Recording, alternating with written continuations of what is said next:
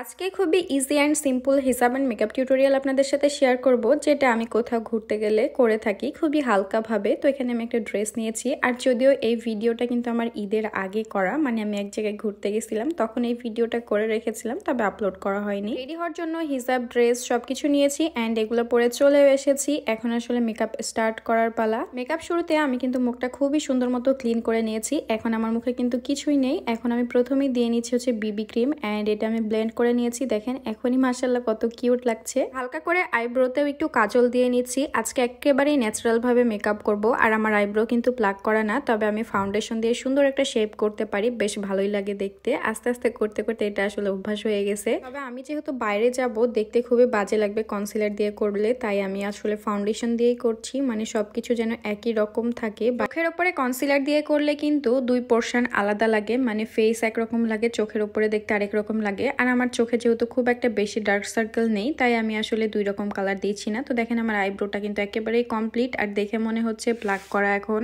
গত 2-3 বছর আগে আমি কিন্তু এটা পারতাম না, তখন খালি ভাবতাম যে সবাই কিভাবে মেকআপ করে। তো আমি কিন্তু এটা ইউটিউব দেখে দেখে শিখেছি। সবকিছুই আসলে আমি ইউটিউব দেখেই শিখি। আমি আইব্রো করার জন্য যতটুকু ফাউন্ডেশন নিয়েছিলাম, আমার আইব্রো, ফ্রেস সবকিছুই কিন্তু কমপ্লিট। আমি খুবই সামান্য পরিমাণে ইউজ করেছি, আপনারা দেখেই বুঝতে পারবেন। এখন আসলে আমি পাউডার দিয়ে সেট করে নিচ্ছি, তার কারণ আজকে প্রচুর পরিমাণে গরম বাইরে, মেকআপ কিন্তু ঝলসে পড়বে খুব একটা বেশি করলে। পাউডারটাও কিন্তু খুবই সামান্য পরিমাণে নিয়েছি, মানে ড্যাব ড্যাব করে দিয়েছি আর কি। এখন হচ্ছে আমার মোস্ট ফেভারিট পার্ট, অর্থাৎ হচ্ছে ব্লাশন। ব্লাশন আমার খুব বেশি পছন্দের, আমার আর কিছু না দিলেও চলবে, ব্লাশন আমাকে দিতেই হবে। তো আমি এখানে খুবই সামান্য পরিমাণে নিয়েছি, যেন গালটা হালকা পিঙ্কিশ লাগে দেখতে। ব্রাশে ব্লাশন নেওয়ার পরে কিন্তু আমি হাতে হালকা করে ঝেড়ে নিয়েছি, আর খুবই সামান্য আছে দেখেই বুঝতে পারছেন। এখন এটা আমি চোখের উপরেও দিয়ে নিচ্ছি, মানে একটা জিনিস দিয়ে দুইটা কাজ সেরে নিলাম। আমার বেস মেকআপ, ব্লাশন সবকিছুই কিন্তু ডান। এখন হচ্ছে দিব হচ্ছে কাজল। কাজল দিলে আসলে চোখটা দেখতেই অন্যরকম লাগে, তবে আমি কিন্তু হোয়াইট কাজল তেমন একটা ইউজ করি না, কালোটাই আমার বেশি ভালো লাগে। কাজল দেওয়ার পর অনেকেই বলেন যে আপু এটা নিচের দিকে চলে আসে, তবে এটার একটা ট্রিক্স আছে। আমি কিন্তু দেখেন দেওয়ার পরে কিন্তু টিস্যু দিয়ে হালকা করে মুছে নিলাম।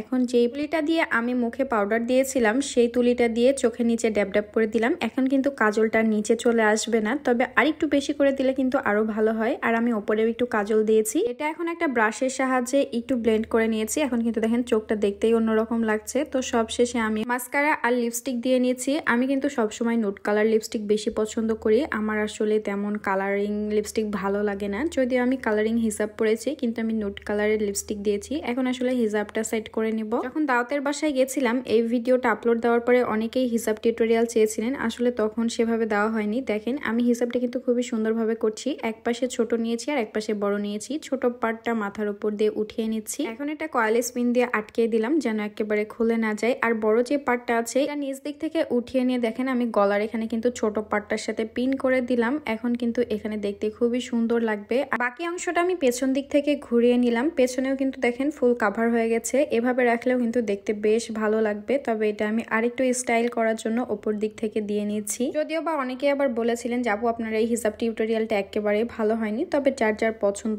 আলাদা ব্যাপার। আমার এটা অনেক বেশি ভালো লাগে, তাই আমি করি। আপনাদের ভালো না লাগলে অবশ্যই স্কিপ করবেন। অ্যান্ড আজকের ভিডিওটার বেশি বড় করছি না, দেখা হয়ে যাচ্ছে নেক্সট ভিডিওতে। সবাই ভালো থাকবেন, আল্লাহ হাফেজ।